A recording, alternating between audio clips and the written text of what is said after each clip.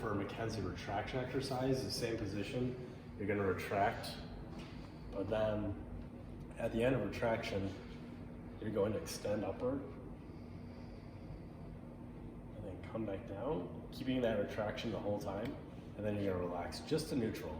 A lot of people do these kind of things like they're on a teeter-totter, but you're not really accomplishing anything. You're undoing what we're trying to accomplish. So they always need to relax just to a neutral position. So it's retraction, extension,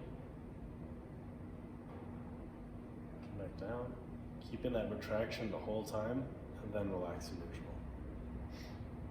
And then they can also do this prone on elbows as well.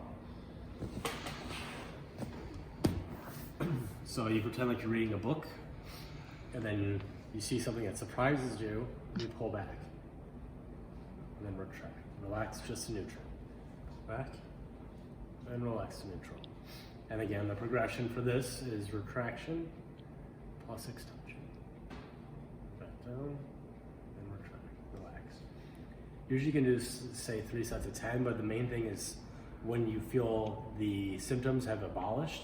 So if they have that periscapular pain or that tingling in the hands, they'll keep doing this. They can even do a sustained hold, pull back, read the book, pull back. You can also do reps. So if they feel really good in that position, it really calms their symptoms down, they can hold it for a little while. And then you can also do this in quadruped, retract with extension as well. And that's a good stabilization exercise. So there's a prone retraction for cervical endurance, where you just slightly keep the shoulders back and relax, and then you just pull the head slightly up, just enough to activate the neck muscles, deep neck extensors.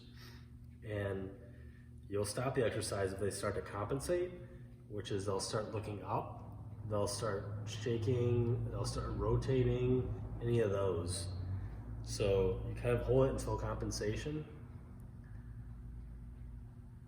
And then the counter to this would be doing the deep neck flexors.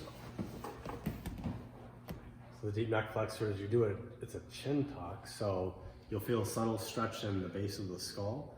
So the basic chin tuck is pushing down into the table, like you're doing that retraction exercise that we were showing in the chair. So you push straight back, but then you draw the chin downward. So it's a slight tilt, slight flexion of the upper cervical spine, and they'll feel a subtle pulling in the base of the skull. And now to progress this, they lift just 2 finger breadths off the table, and they're gonna hold that. And again, they'll stop holding it if they start lifting up too much, if they start rotating, if they're shaking and they're not able to hold it still, then they take a break.